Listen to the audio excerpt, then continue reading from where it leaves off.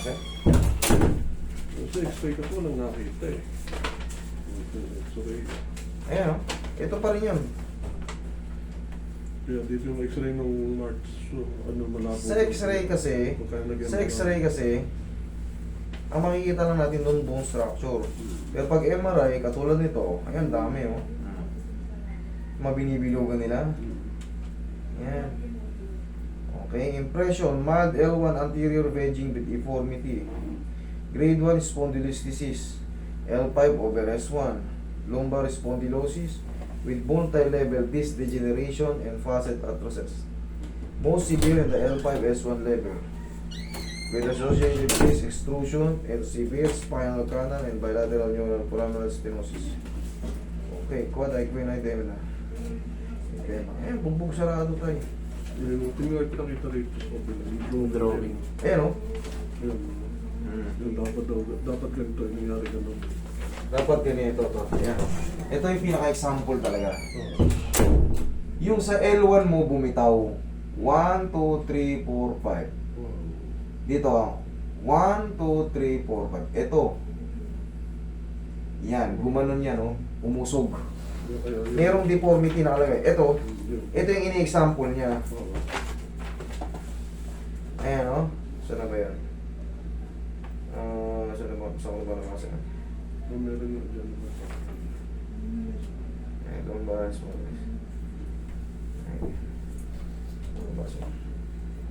Ayan, ito. L1, anterior wedging deformity. Siyempre, pag nadideform, ayun nga, lumilipat ng posisyon. Kaya sobrang manhid. mamamanhid kayo talaga. Sir, dapat nagpaano kayo. Yung ganyan. Nasaan yung ano nyo? Tingnan ko yung ano? Yung pinaka-x-ray niya. Ay, hindi ko talaga eh. Ang laki kasi eh. Yung ano. Pinicturean nyo lang sana. Pinicturean nyo lang Ay, yung sa sana. MRI, yung malaki. Pero yung sa X-ray, walang Nasaan? binigay sila tayo. Hindi, kahit sa MRI, makikita ko yun. Oo. Makikita yun. Mas maganda ngayon sa MRI. I-explain ko sa inyo kung... Kasi kahit doon sa may pinaka-superior view, meron eh. Hindi mo na talaga eh. Kasi ang laki. So, yun ang... Pag ganon, pagka malaki, nahihirapan kayong dalhin. Picture ano. Kasi i-explain ko sa inyo kung ilan yung katulad dito, meron kayong tama sa most severe sa L5S1, meron din yan. Kahit wala kayo nitong L1 deformity, itong L5S1 mo, severe na yan. Diyan pa lang, kasakit na yung mga mo.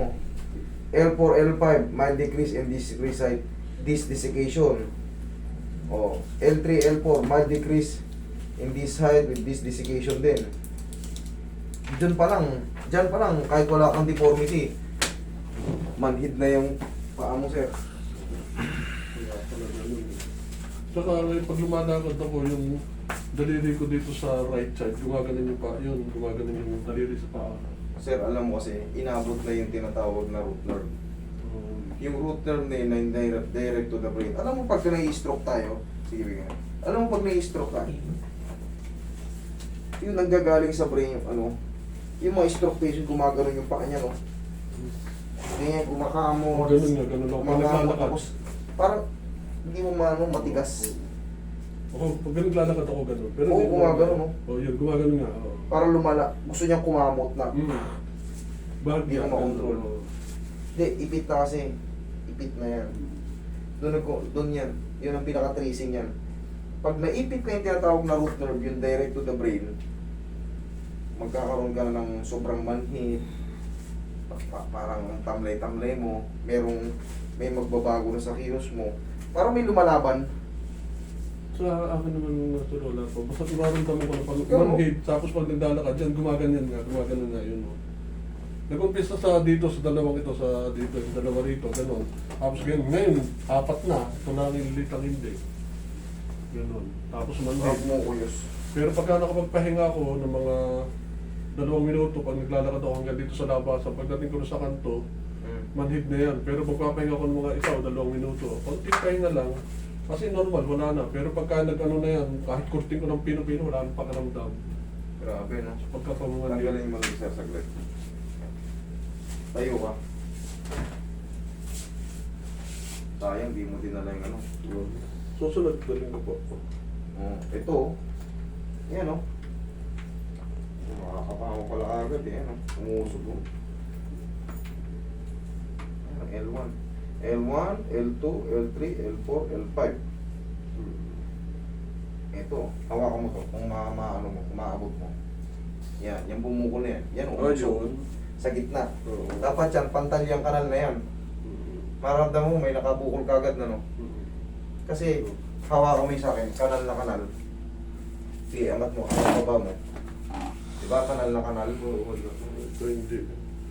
Oo. Pag kanal niya, toy, may kanal siya, pero, May nakakapa doon. may nabukol. Ayun, oo. Yan ang L1. Sige. Lihat mo lang katawan mo sa akin, tayo. Sige, lihat mo yung ulo mo sa akin. Yan. Okay. Isa pa. Relax down. Eh, di haya ka. Puparin yung shoes mo. Ilang taon na kayo ngayon? 69. 69? 69 na pala siya. Awa ng Diyos. Oo. Sana malagi pang malakas. Yun nga lang ang problema ko, Master. Eh. Hindi na kasi kayo tayo pwede, hindi na kagaya dati na hindi porkit malaki kayo, buhat din buhat na mabigat. Bumibigay na yung disc natin. Lumalambot na yan sila. Wala na, wala na. Rumurupok, tagilid. Tagilid ka. Ito. Hindi na kayo pwede sa mga heavy works. Kahit kaya nyo, sa isip nyo na lang yun. Parang sa laro lang ng basketball yan eh. Sa isip mo, kaya mo pong gumawin, pero yung katawan mo, ayaw na. Hindi na, di ba? Sa isip naman natin, kaya natin, pero ako dati, nung payat ako, pag nakikita ko yung matataas tumalon, kasi ako, naabot ko rin yung ring ngayon. Kahit net, hindi umabot sa sobrang bigat. Relax na. Hawakan mo yung kamay mo, sir. Hawakan mo yung kamay mo. Yan. Ito, ayaw yun. Kabilang side.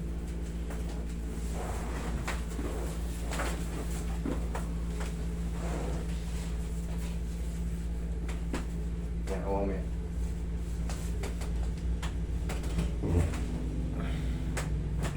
Yan. Tapa. Lahat na rin may desiccation. Alam niyo ibig sabihin ng desiccation? Sakto yung mga... Hindi na ipaliwanag sa inyo kung ano yung desiccation. Ang desiccation, pirat ng either pa kanan, pa kaliwa. Tagilid ang pirat.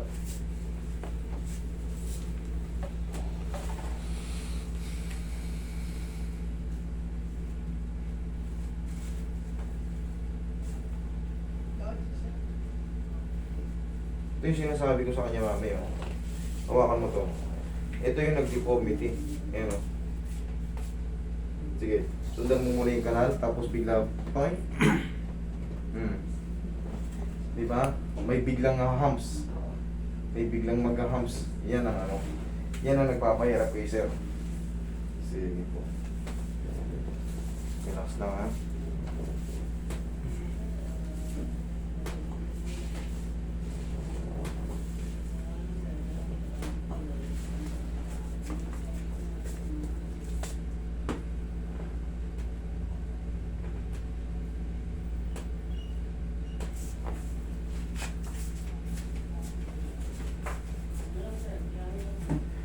Angat mo yung kwet mo, sir. Angat mo. Ayan. Yan. Sige, baba ka. Nakakahinga ka? Okay naman. Okay.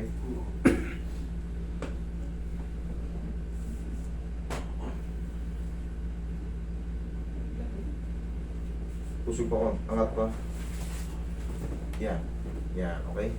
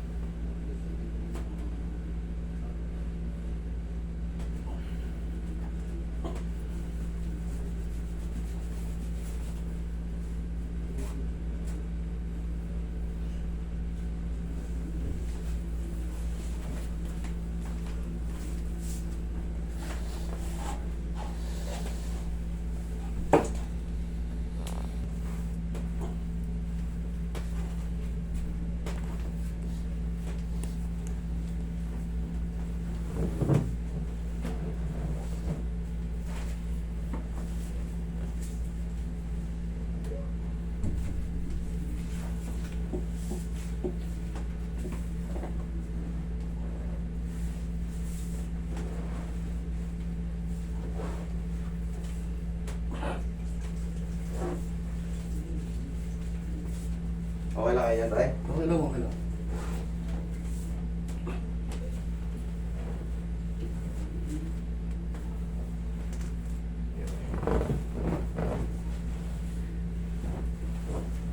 Yan, medyo makikita sa YouTube. Sige po. Thank you. Makikita ko na kasi. Pero yung sabing RTM yung panganiban natin. Nung anak ko noon, maliit pa, na ano siya, Scoliosis siya tayo. ano Sige, yung, tay. yung Bigyan mo na sa dibdib sa yung okay. pagbubuhat lang ng bag, pataas sa Relax na. eskwelahan. Inhale. Yan. So, Lawyer. Kasi mahirap yung pag naratay ka sa higaan. Ay, naku. Dire-diretso na yun. Yun ang nakakatakot. Kasi pag sobrang sakit na, mas pipiliin mo ng humiga. Pag humiga ka na, hindi ka na papawisan doon, kain ano ka na lang, electric fan or aircon, lalaki ka ngayon, lalo kang mahirapan. Habang umidad tayo, mag-iwas-iwas tayo sa mga alam natin makakasira ng katawan natin. Yung pagbubuhat na lang. Okay, sir. Dapat sa susunod na balik nyo rito, sir, mag-short kayo, para mapatamaan lahat to. Upo kayo. Yan, dyan muna kayo. Okay, relax lang ha. Nag-break mo lang katang sakit. Okay. Sige, lakad ka. Sige, lakad. Tayo ganito magiging exercise natin ha. Pagbangon nyo sa umaga, kahit pa paano. Sige, konti lang ha. Hindi, counter. Counter. Yun! Kabila. Yan lang. Nag-isa lang sa umaga. Tapos, sandal ka rin sa pader. Para hindi tayo ma-outbalance kasi minsan, pag hindi natin namamalayan, na-outbalance tayo, pag umidan tayo. Pero, sino mong cross? I-ganun mo yung kamay mo para hindi ka ma-outbalance. Kahit pa paano, malalaman nyo may nahahatak dyan na sciatic nerve. Ganyan lang. Kung medyo mas mataas, mas maganda. Kung mapapansin nyo, parang may ground. Para. Normal lang yun. Pero maganda ang ano niyan. Tapos pag umupo na kayo, pag ganito naman, unti-unti, para mainat yung mga ano, para yung mga muscle natin, pati yung mga litit-litit. Habang nanonood ng TV na gano'n. Yung! Okay? Papawis ang ano, papawis ang sekreto. Kahit sinong doktor, tinuturo yan. Ako kahit hindi ako doktor, siyempre nanonood ako sa kanila, tuturo ko rin sa inyo. Nandito kayo sa akin. Okay?